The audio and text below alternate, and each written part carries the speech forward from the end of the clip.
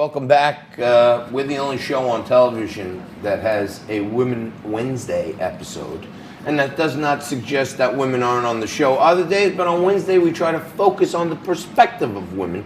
Women in business, women in politics, women in the arts, women in entertainment, women in philanthropy.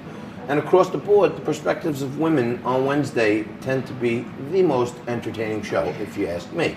One of our usual contributors, one of my great friends, joins us again here. Zen Sams is here. She's an actress.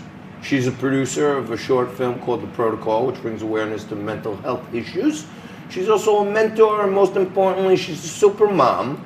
And Zen, thank you for joining us again. You're so great. Just returned from Puerto Rico. I did. Wildly tan. Fantastic. And it's day 3 of the Weinstein trial here. You're a woman who's been in the entertainment business for a while. We've talked about this before. They're still in the jury selection process. We know now that Los Angeles has brought some new charges against Weinstein that he's looking at down the line. What's your take on this whole thing that's happening with Harvey Weinstein? I mean, this is turning into the best movie ever that he is the star of. And he has everything coming. Now there's new charges in LA, and quite frankly, they're just going to keep pouring in because women are starting to think about all of those times that Harvey Weinstein approached them. And if that was sexual assault, if it was a little bit crossing the line, and it probably was all of the above. And now they're coming out of the woodwork. And this goes to show that all it took was one woman to break the silence. I believe her name was Ambra Gutierrez. She was 22 years old in 2015.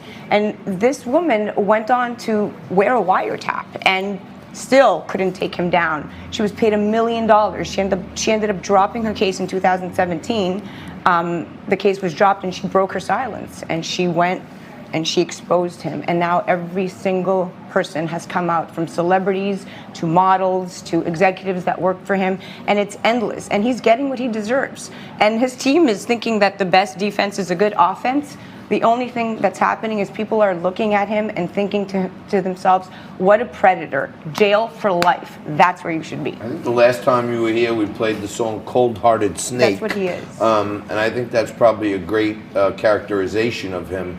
I want to bring in Frankie on this. Hi, Frankie. Hello. Frankie's over in the Frank zone to be now. here, While Zen. you Frank while you were zone? gone, You're he a got his sight for own sore zone. eyes, even in the Frank zone, I must Okay, say. and all the effort around here is to make his area over there look as cool as possible, and me, I'm dwindling over That's here. right. But I like the setup. what about this award stuff, Frankie? I know you've been following that closely. You watched the Globes. Well, I did, and actually, I thought Ricky Gervais did a great job. I think the hullabaloo over his opening monologue is a little bit much, and apparently so does he. Can we put up Ricky Gervais's tweet that he put up the day after the award shows? Because apparently they tried to make him into this right-wing superhero for telling the nominees or the winners just to get your little award and get the blank off the stage. So he didn't like the fact that he's being portrayed as right-wing. So he tweeted yesterday, how the F can teasing huge corporations and the richest, most privileged people in the world be considered right-wing, with a laughing face, hashtag Golden Globes. And I'm curious, Zen, I've heard from a lot of people in this political sphere and the cultural sphere how they thought he did in terms of mocking everybody. What did your types in Hollywood think about how he did? We love Ricky Gervais. He did a great job. He speaks truth. He has a great perspective on things, and I think he addressed it in the most comedic way possible and relieved the tension in the room. All right, well, so I am curious about your perspective as a woman to a lot of people doing the opposite of what Ricky Gervais said to do. One of those people was Michelle Williams, who after winning her award, she chose to put in her nomination for the Women of the Year speech. This was Michelle Williams at the Golden Globes on Sunday.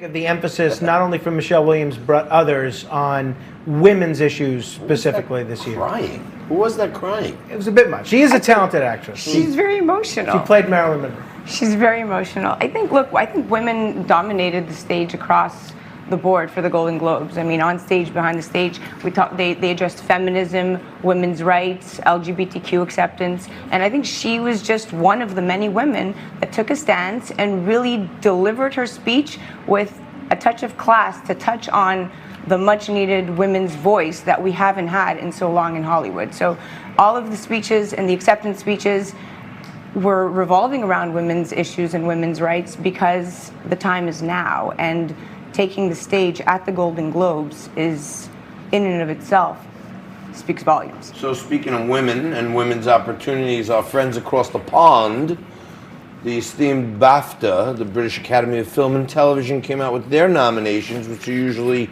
a precursor to the Academy Awards. And lo and behold, in the most important director category, not a single woman. Very disappointing. Sure is. So, you know, we would have liked to see more diversity in the nominations, and especially in that category. I mean, Little Women, Greta Gerwig, come on. Totally missed the mark. That is, in my opinion, slap in the face.